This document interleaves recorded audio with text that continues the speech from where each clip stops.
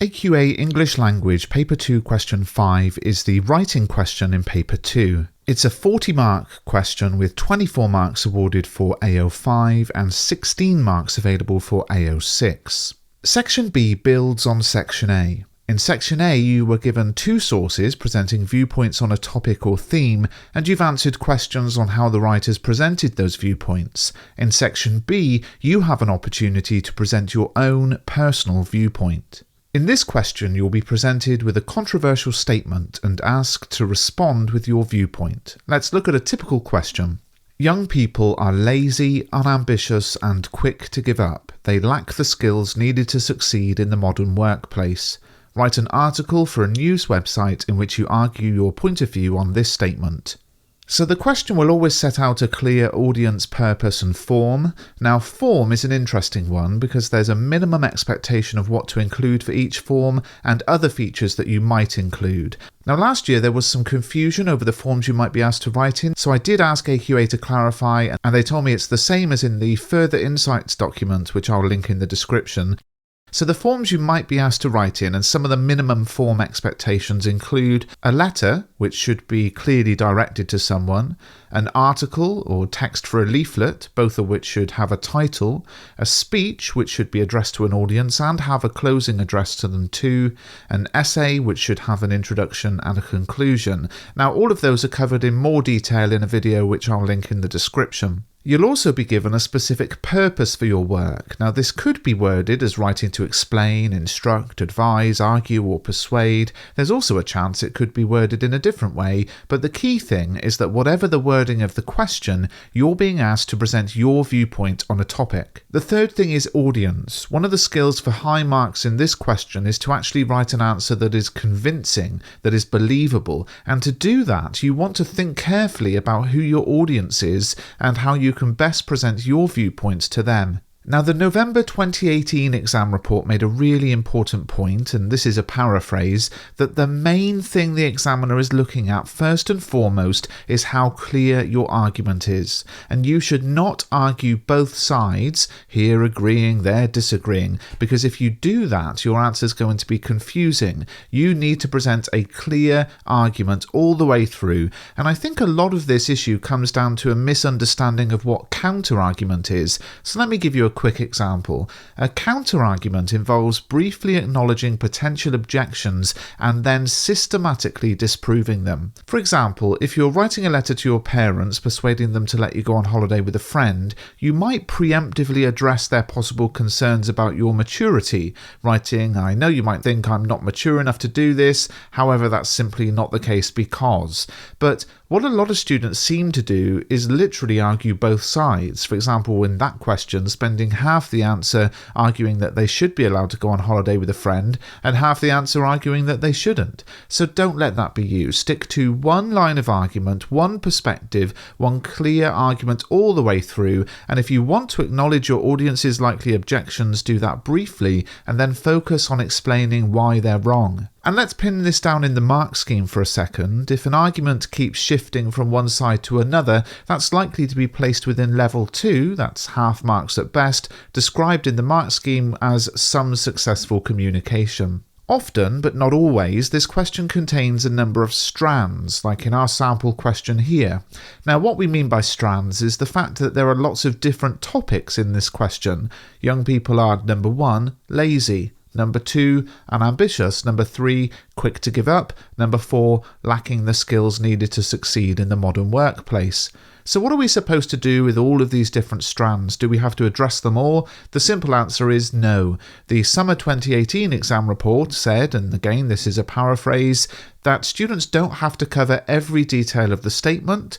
The responses that showed greater clarity were from those who carefully chose specific aspects to discuss. It was noted that students who tried to tackle every part of the question often found themselves overwhelmed with numerous distinct ideas, making it challenging to weave them into a unified argument.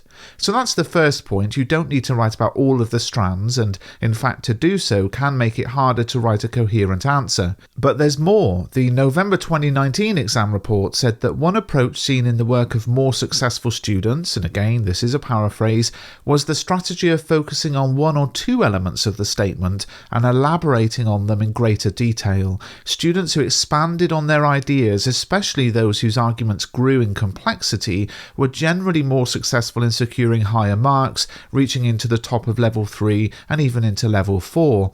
And this is a crucial point. In the mark scheme, the top band mentions using developed complex ideas, and if you're including too many ideas, of course it's almost impossible to develop all of them.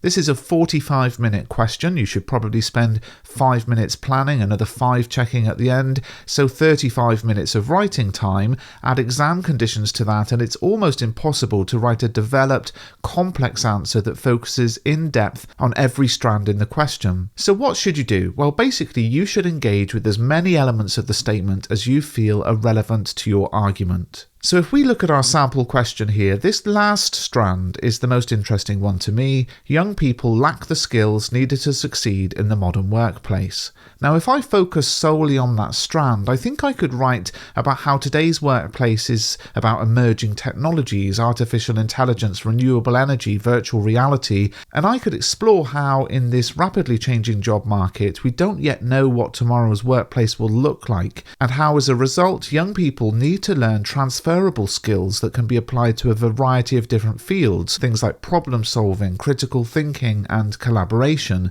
And that could lead me into writing about the irony of the fact that the very technology companies likely to employ young people in the future are also contributing to the problem, because we're spending all our time on devices and failing to develop these skills. Now that could be the basis of a complex and developed answer, and it would just cover that final strand, and that would be fine. And actually I have written that full answer. If you want to see it, it's in my language guide, which you can pick up through following the links in the description. Just to point out though, sometimes there are more strands than others in a question, so don't go in expecting 5 or 6 and panic if the question isn't phrased in that way, but if it is, don't wrongly assume you have to write something about every single strand. Now you might be watching this video thinking, well actually, if I write flat out as fast as I can, I think I could cover all those strands, but that leads me into my next point about the length of answer you write. June 2017 was the first ever exam on this spec, and the exam report went into quite a lot of detail about length of answer. And again, this is a paraphrase, but that exam report said that students who wrote super long answers often struggled to maintain their writing quality across 4 or 5 pages. This difficulty in sustaining skills throughout a lengthy response is a key reason behind the recommendation for students to thoughtfully consider the length of their answer. Additionally, many students were unable to keep the momentum of their argument across numerous pages, frequently running out of ideas and resorting to writing unfocused and irrelevant paragraphs to fill space. So there's something to think about. One of the things we see in the mark scheme for this question is the use of linguistic devices, and for non-fiction writing we've typically taught that to mean direct address, rhetorical question, that kind of thing, but if we actually stop and look at the papers we've had so far in this exam, specifically exploring the extracts used in question 3, which is the non-fiction language analysis question, we see something quite surprising. In every single paper, we found non-fiction writers using metaphors. In 9 of the 12 papers, we've seen writers using similes. Personification has popped up 6 times, onomatopoeia 6 times. In other words, what we've seen from the extracts so far is non-fiction writers using the kinds of figurative language we typically expect in fiction writing. And as a result, I want to suggest you might want to do the same. At the very top band, students need to demonstrate conscious crafting of linguistic devices, and I was recently reading a newspaper article which did just that through using an extended metaphor which the writer returned to throughout the piece, and that got me thinking that for those of you aiming for the highest marks, this is perhaps a good idea. Let's look at an example taken from my answer to this question. So in this piece, I established a metaphor related to boats and the ocean, and I established it early on with sentences like this. The job market of today is an ocean of opportunities. I returned to the metaphor a couple of times. Problem solving, teamwork and flexibility will be essential in navigating these choppy waters. And then finally, in my ending, I was able to finish off with another reference to the metaphor.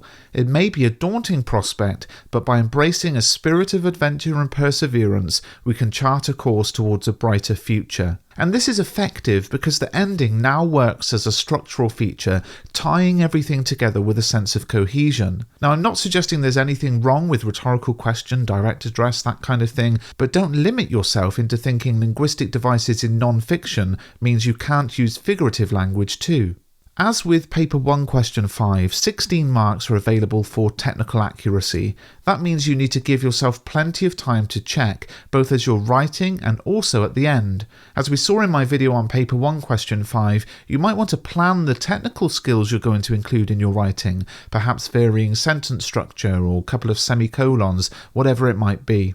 So you can see, as I said, a full answer to this question in my Guide to English Language. That's an instant download at mrbruff.com or paperback edition on Amazon. And if you found the video useful, please do subscribe to the channel.